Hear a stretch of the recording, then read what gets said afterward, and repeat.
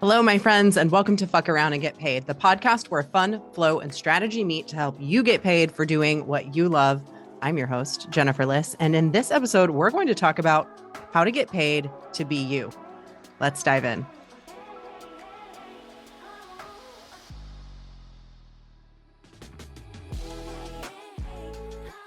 Hey there, friend. Welcome back to the podcast. Holy baloney. I cannot believe that I have not done an episode on the topic today. This is my favorite thing to talk about pretty much ever. And so I was reflecting, I was looking through all of the episodes, and like, surely I've done a podcast episode on getting paid to be you. This is called Fuck Around and Get Paid. The whole point is that joy is your strategy. The whole point is that you being you is the most fun thing in the world. So why could you not get paid to be you? And I haven't done an episode about it. And so I was reflecting on that and like, holy banana bread, why have I not done an episode on this yet? And I realized because I myself have been in a big fat energetic upgrade, a big fat recognition of my gifts, of my fun, of my joy, and leaning into a huge level of my joy gets to be my strategy.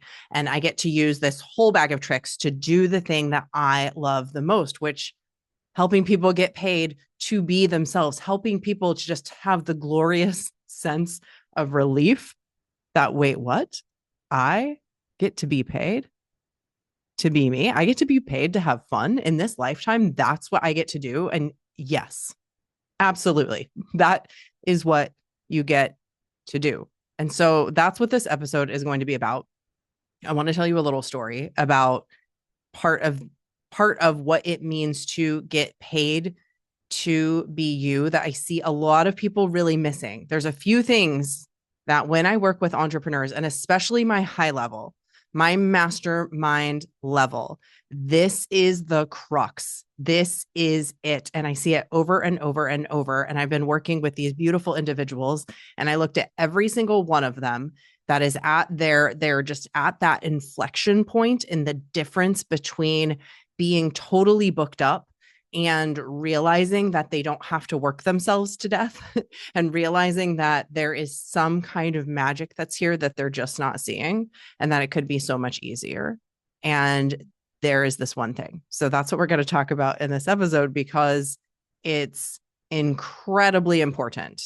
And I will say information is free. There is so much information for you. And I am going to share information with you, but I want you to realize that it is in the application. The application of this is where the rubber meets the road, which is what I love the most, is helping people to apply this stuff. So I'm going to give you some questions and some things for you to be looking around and doing. So there'll be a little homework coming out of this episode in the best way possible. So this conversation today is for the person who, you're good at what you do.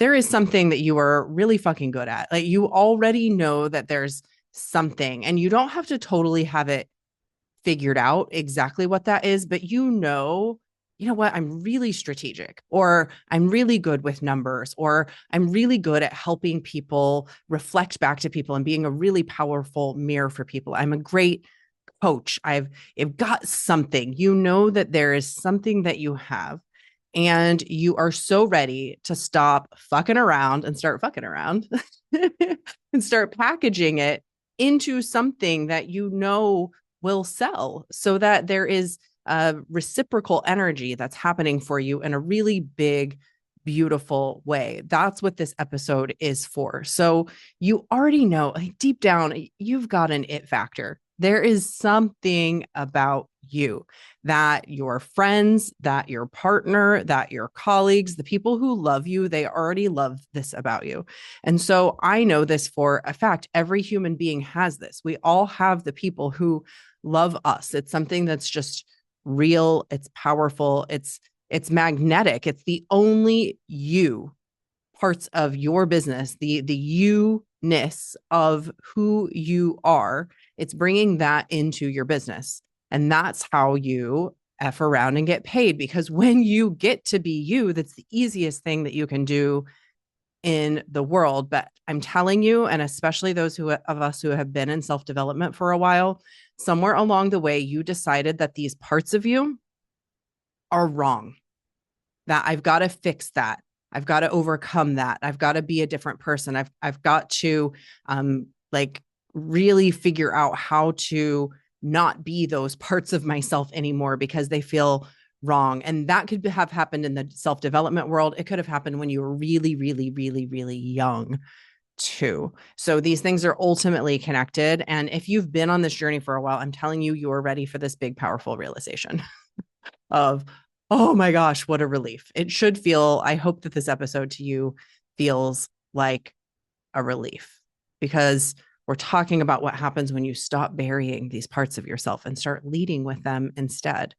And that's what getting paid to be you is actually all about. Okay, now I want to take you through a little story. Joey and I, we've been going to yoga on Tuesdays. I'm sure that I've talked to you about this because I love this class that we take. We used to go on Wednesday nights at 6 p.m. when everybody else goes. This class is packed because it's the 6 p.m. class and she's a really good instructor. And so it's so freaking packed. And we were like, she teaches the same class every Wednesday. She's like, well, if you were in yesterday's class, you already got this same thing. Like, why are we not going on Tuesdays at 10:30 in the morning? Because we can. And so we started going to yoga at Tuesdays at 10:30 in the morning. And it's the best. It's actually a longer class. So I get an even better workout. It's just better all around. But we leave yoga. Joey's like, hey, let's go stop at the grocery store. There's a store that we normally don't go to. And so we're going down the canned food aisle. He needs to get some tomato paste for this meal that he was making the other day. Short ribs. We've never made short ribs before. It's my favorite meal in the whole world. When we go to a fancy restaurant, I always get short ribs. And let me tell you, my husband knows how to make some mean short ribs. They were so good. I digress. We're going down the canned aisle, and you know the canned aisle. It's like it's a sea of sameness. It's Campbell's cans, Progresso cans, cream of mushroom, vegetables, and then we get down to the sauces and the Indian sauces, and it's usually like reds and greens and just the normal packaging that you see on all the things. But we're walking past those sauces, and something catches my eye, and I look, and there is this can. It looks like a beer can in the Indian, like by all the tiki masala sauces. There is this can sitting there. I'm like, that's strange. It caught my eye. It's hot pink and yellow. And the words on the can, it really looked like, I didn't occur to me at the time, but I know now it looked like a beer can. And so that's why it stood out, because nothing else in this aisle looked like this. And it really stood out to me. And then I'm looking at it, I'm like, oh, I really kind of want to try this sauce. This looks really interesting to me, the way that it was described, the way that it was, which in hindsight, now I realize, as somebody who has definitely, I don't drink beer anymore, but I used to drink a lot of craft beer. And I love the craft beer culture, the craft beer look, the cans, all the things. So I had to know more about this can that I had seen. And so I look up the brand, and it's called Potts, and it was started by a couple, Owen and Michelle Potts. Owen is from Texas and Michelle is from Indonesia. And yes, he loves craft beer. So he decided to brand his cans in the things that he already loves. He loves craft beer. He is from Texas, so like bright poppy colors and that culture and that flair and the words that are on the cans. And then it's got his wife's like homemade sauce, and it's got that Indonesian flair to it, all brought together in this can. And I'm totally his target market, 100%. And it worked, because I saw it in the aisle, thought it was different. I myself am attracted to bright colors, beer cans, that whole culture, when I'm his people. And it called to me and it worked. But here's what Owen and Michelle Potts are not doing. They're not trying to appeal to everyone. Not everybody who likes tiki masala is going to be attracted to his can in the aisle. He appealed to me, exactly his right people. because in his branding, which happens to be a product, I am talking about product branding here, but this goes across the board. I want you to see how, even in a product, this is not necessarily a personal brand, but it can go as far as even into a product. He's being unapologetically himself. He's not trying to look like all of the other sauces. Anybody in the sauce industry might be like, oh no, you need to put it in this kind of packaging with this kind of color. You need to make sure that it looks like Indian sauce so that when people see it, they know that that's what it is. And he said, no, that's not what I'm going to do. I am going to make it look like something that I love, which is craft beer. So we're going to dive deeper into this. So hold that thought.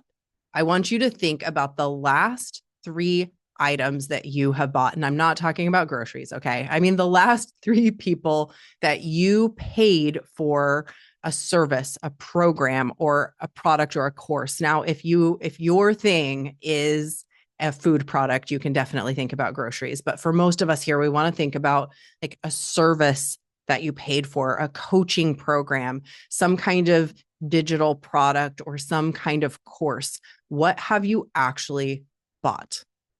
What are the last things that you purchased? Maybe it was a breathwork course. Maybe you did something to help you with ads. Maybe you did something to help with sales, something with your nervous system. Could be any number of things that you might have purchased, okay? Might totally not be in any of those categories. But pick one of those things. Why did you buy from that person specifically? What was it about that thing? What was it about that person? What stood out to you? Was it their credentials? Probably wasn't just that. It could have been. That might have been a factor for you, but that might not have even been something you thought about. It was probably something about them. Maybe their energy. They just made you feel good. They made you feel confident. They made you feel competent. Maybe the way that they talked about their work, the way that their brand felt like this whole world that maybe you wanted to be part of. Perhaps they confirmed something that you already knew and made you feel better about life. Maybe they made you think differently. Why did you buy from that person? That's question number 1. If you need a little more time, pause. Because we're going to go to question number 2. Question number 2, what elements of who they are were coming through in what they sold you? What are the elements of who they are as a person? Let me give you an example. One of my favorite mentors, who I have spent nearly 10K with, maybe more at this point, she talks about butts and farts all the time. Her humor and her willingness to be her, and also her aesthetic. She keeps a very clean line aesthetic. She wears a lot of hats. She has like a little bit of style. There's something about her aesthetic that feels like very flowy, but also she talks about farts. There's something about that for me. It could be their personality. So we're talking about like their humor, their way of being, their aesthetic, but it also could be like a specific point of view that they have. Maybe even the way that they named their offer. Perhaps the way that they simply show up on video or in person. What are the elements about that person that are coming through in what they sold to you? That's question number 2. So think about that. And now question number 3, we're flipping it to you. Take a look at your offer, whatever it is that you're selling, or the last thing that you sold, or what you've been thinking about selling, your brand, how you're showing up on social media. Is your energy coming through? Is there a specific flavor that's coming through? Like my favorite mentor who, she's talking about farts, but she's also got this ethereal quality about her. She's got all of these different things, which shows a breadth about who a person can be, which really, really appeals to me. We can see that that's why I might buy from somebody like that. because I care a lot about that. Are the things that you love, the way that you like to be, the way that you see the world, do you have an aesthetic, a way of being that's distinctly yours? And is that showing up? Is it showing up? Just look really honestly at your content. Think about the way that you're talking. Think about the way that you're being on calls. Are you being a way that you think that you're supposed to be?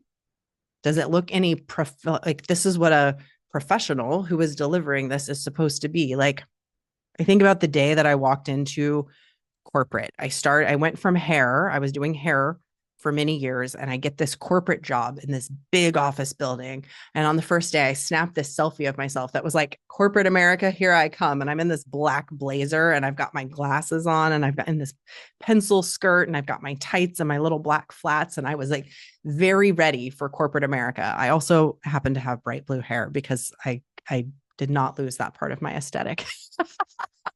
It was with me whether I liked it or not.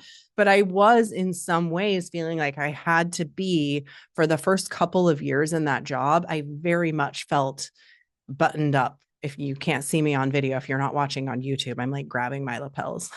Like I felt like I had to be this buttoned up version of myself. And are you doing that? Or are you free to be exactly who you are? And we're asking ourselves this with all honesty, all sincerity. If you don't currently have a business or an offer, and you're still like, you're kind of waiting in this world and you're interested in some of what I have to say, when you walk into work, who are you being? Are you being fully you? Are you bringing the pizzazz of whatever it is? Are you bringing your philosophical, curious questions and also your fart jokes?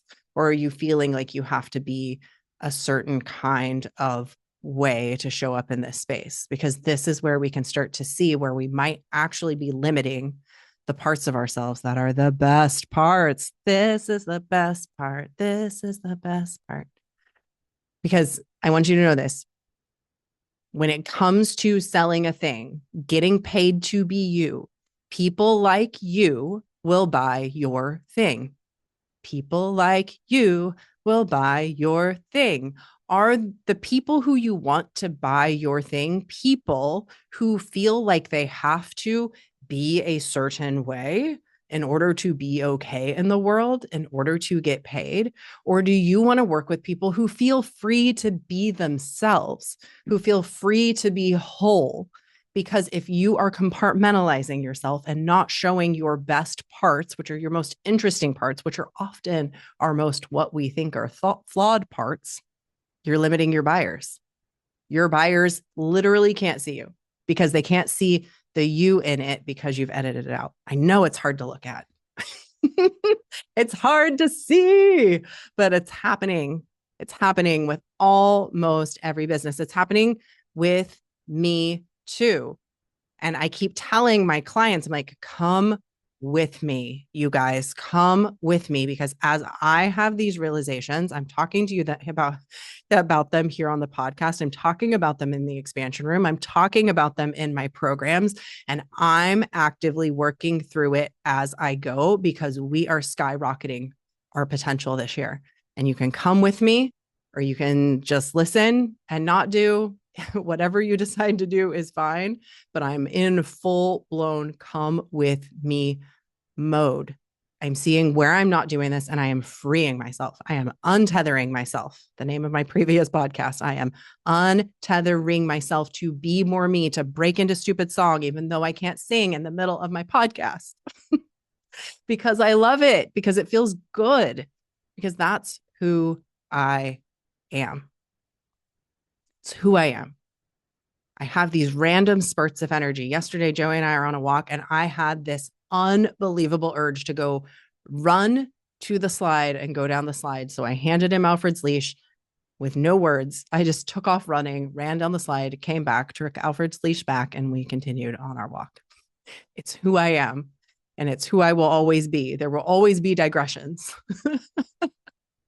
Digressions for fun, because it's necessary. And I'm bringing that more into my business and giving you the freedom to do it too. So what are the things that make you different? What are the things that feel weird? about you? What are the things that you feel the urge to do it, but you don't do it? I'm giving the permission to do it, especially if you are in business, because that is your flavor. Take them to Flavor Town. Take yourself to Flavor Town. What is your flavor that's so undeniably you? It feels unprofessional. What is it that you love that feels unprofessional or too much, too bold? Because you're probably burying it. You're probably replacing it with something safe, with something polished. You're probably genericing the shit out of yourself. And let me just tell you, yes, generics sell. Generics will sell. Private Selection brand at Kroger is selling plenty. Plenty of people are buying the generic cream of mushroom soup instead of the Campbell's. I think there are plenty of people who are buying the generics. Yes, they do. But do you want to be generic? Would that feel good to you to be generic?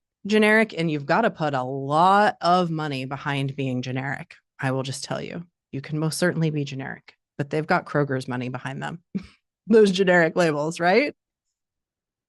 So is that what you want to do? I would almost say that being generic is basically just saying, I'm going to work in a corporation and bring my gifts there, which is fine. If that's what you want to do, that's totally fine. But if you go out and try to like blaze your own path on the generic row, you don't have the gusto financially, generally, most people behind you to be able to do that. So as a small brand, your benefit is being you. And the more you are, the greater you're going to get paid for it. And I really want you to hear this, okay? Because this is a question that has come up from multiple people in the expansion room. I said, what is it that you all need? Like, what are you really needing right now? What are the top of mind questions that you have? And multiple people, one person asked it, and then everybody else is like, me too, me too, me too, me too, have asked this question. And here's what I'll tell you. When we are struggling to understand ourselves, when we are struggling to understand how to start a business, how to sell, how to get paid to be us, we will automatically look for something to tell us who we are. And again, there's nothing wrong with this. But this is where we look to things like human design, astrology, gene keys, the Enneagram. And listen, I love all of that stuff. I sit down with my tarot deck every single day. Tarot, getting readings. All of these tools are valuable. I use the shit out of them myself every day. Almost every day I pull a tarot card. I do this every day, even breath work. My breath workers in the house, in his house, even coaching. In the tools that we use, I see this over and over and over. And I myself have fallen prey to it. So I'm just going to speak to it. People will stop using the tool to understand themselves and start using it to define themselves. And when you stop using a tool to understand yourself and start using it to define yourself, this is with any label. We're not going to go deep into this today, but this is any label. You have now limited yourself. Okay. So understand this. I'm a projector, so I can't launch like that. My design, it says I need to wait. Mercury is in retrograde, so I shouldn't. Sister, you are not your chart. You are not your design. That design is here to help you. That is here to help you understand yourself and your makeup. So in ways I say you are not your design. In certain ways, yes, but also no. Because you are this specific, irreplaceable, magnetic, magical human who, like, what you have experienced, no chart could possibly describe.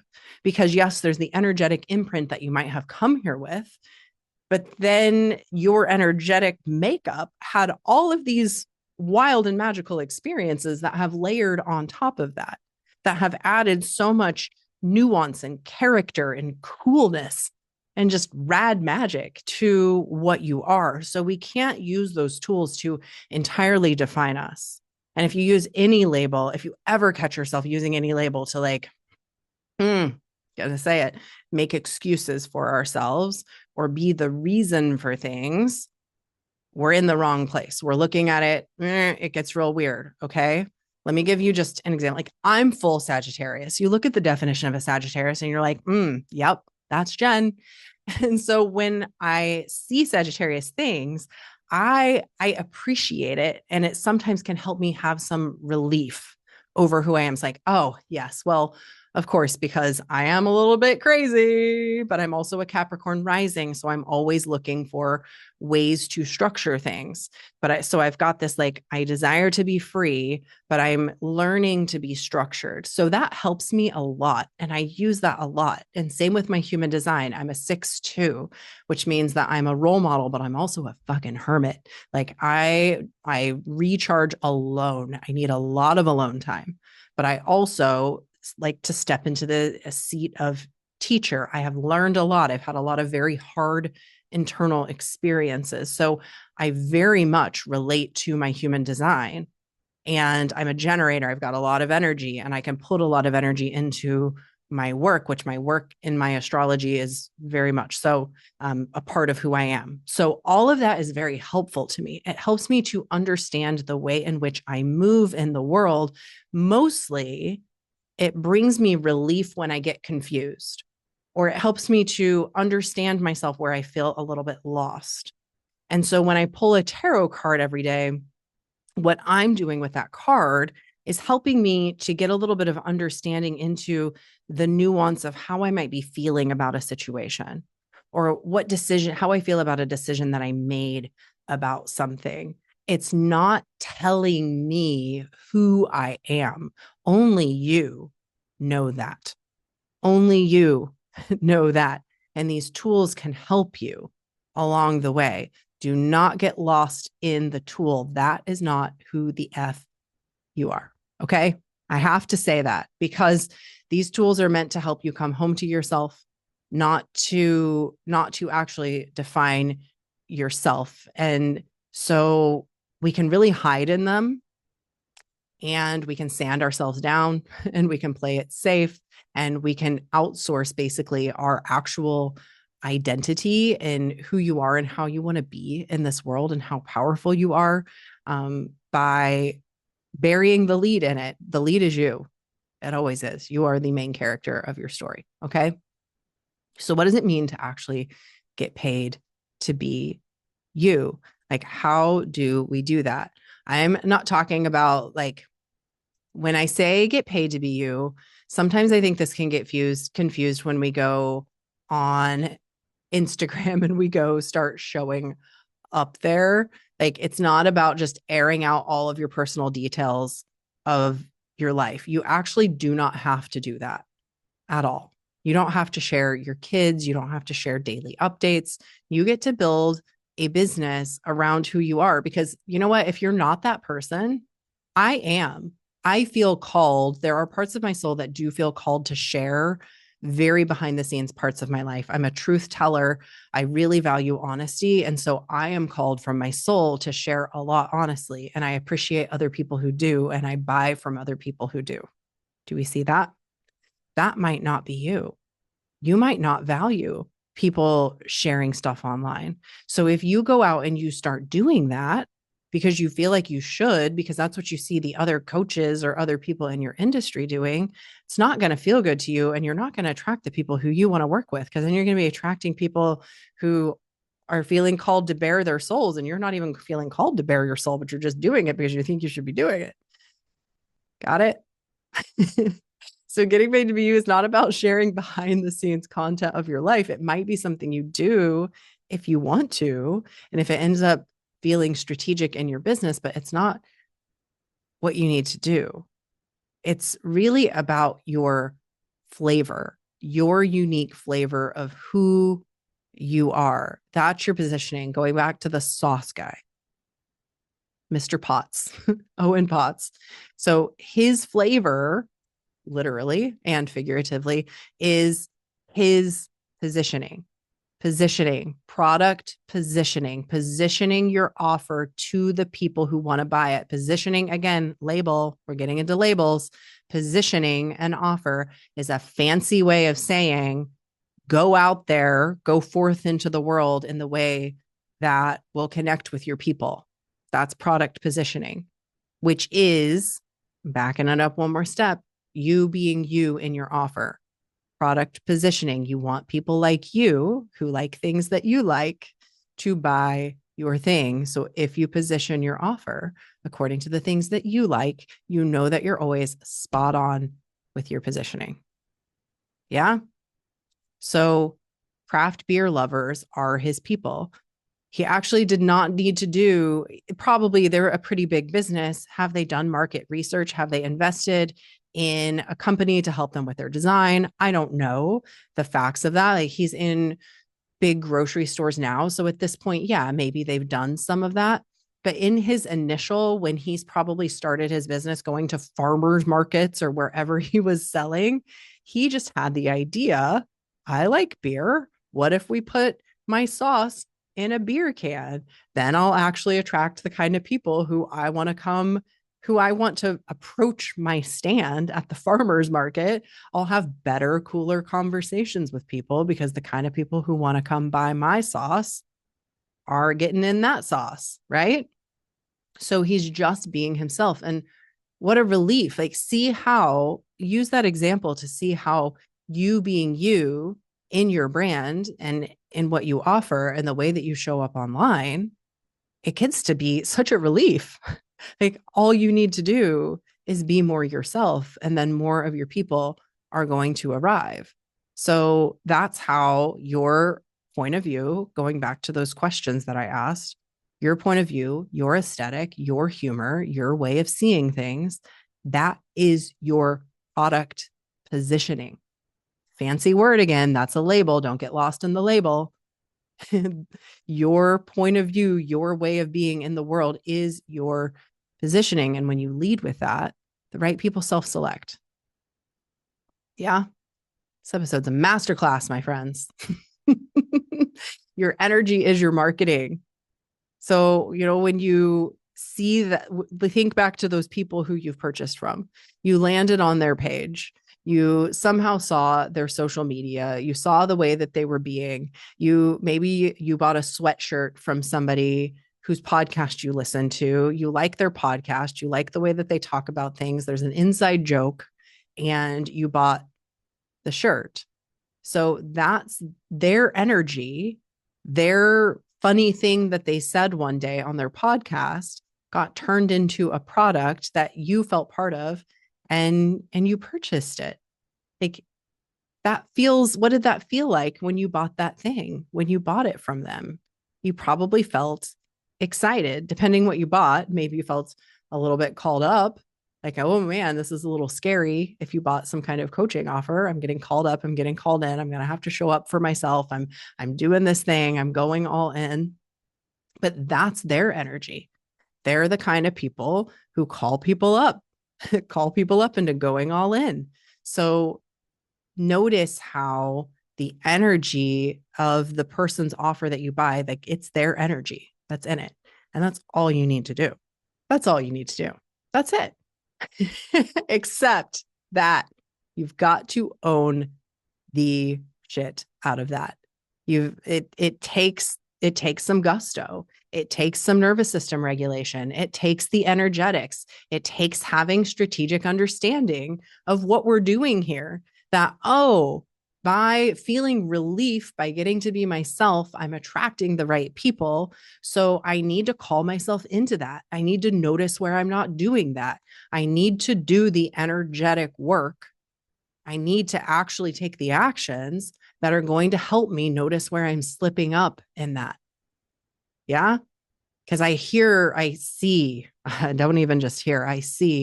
lots of people. We've done the inner work. We've done the energy stuff. Why isn't it translating? Because the energy work is shifting into the way that you are showing up. So are you letting yourself expand your horizons? That's why my group is called the Expansion Room. We are expanding, and that takes action. We need both the frequency. We need this frequency work. We need this inner work. We need to notice the limiting beliefs. And then we get out there and we do things that help us to do it differently. So it's the energetics of things and really taking these actions. It's also the words on paper. It's also, what are you saying, and infusing your flavor into that, which is what we're going to be doing in my 10-week immersive Own Your Shit. So that's coming up. And if you want to get on the VIP priority access waitlist, I highly suggest it, because a fourth of the spots are taken by current students. And we've already got a good wait list that's building, and it's going to be first come, first serve. So go to jenliss.com/VIP and get on that wait list. And then join me this upcoming Thursday, April 2nd. I am doing a live activation that is actually the prerequisite module for anybody who is joining Own Your Shit. So I'm giving this away to all of you to activate this powerful energy that is going to support you in stepping in. So this live event is happening on Thursday, 11 o'clock in the morning, and it is called Step the Fuck In. So I'm going to call you into your power that is going to help you take these actions that I said, that is going to help you to get paid to be you. So this is a private conversation for female founders. You know you've got something. You just, for some reason, you have not been able to see quite how big it is. You have not been able to yet talk about it in the way that calls the people forward that you just know that they're like right there, and you just need to turn the dial a little bit. I'm going to show you what it looks like when somebody's flavor is fully in their offer and what it looks like when it's not. We're going to do a live hot seat, so you'll get to actually watch somebody's positioning transform in real time right there in the room. And I'm going to walk you through, like, what is your flavor in your offer, in your brand, and in your words. I'll also be doing a full walkthrough of Own Your Shit. So if you're interested at all, we start that program on April 22nd. If you think that might be your next move at all, if you're going to get on the priority waitlist, be sure to go register for this right now. Go to jenliss.com/awesome. jenliss.com/awesome. Again, if you want to get on the VIP list, that's jenliss.com/VIP. I would love to see you in there. If you want 2026 to be the year that you get paid to be you, that you get to feel the glorious sense of relief of what it feels like to finally simply get to show up as you and make cash money doing it, I would love to support you in that if that feels good to you. If it's not for you, totes cool. So come hang out with us on Thursday. It's going to be a party. Go to jenliss.com/awesome, and I would love to see you there. So I want you to sit with this between now and Thursday when we see each other. I want you to think about the sauce guy. I want to think about the last person that you bought from and why. And I want you to ask yourself, is my flavor coming through in what I'm putting out into the world? Am I leading with my best stuff? Or am I hiding it under the rug? I look forward to seeing you on Thursday. Again, go to jenliss.com/awesome. I will see you there. I hope you enjoyed this episode. If you got something out of it, share it with a friend, share it with your business bestie. I would also love it. It would mean seriously the world to me if you would scroll all the way down to the bottom on Apple Podcasts and go leave a review of this podcast. Send me a couple of your beautiful words. I would love to hear them. I'll see you in the next episode. Bye.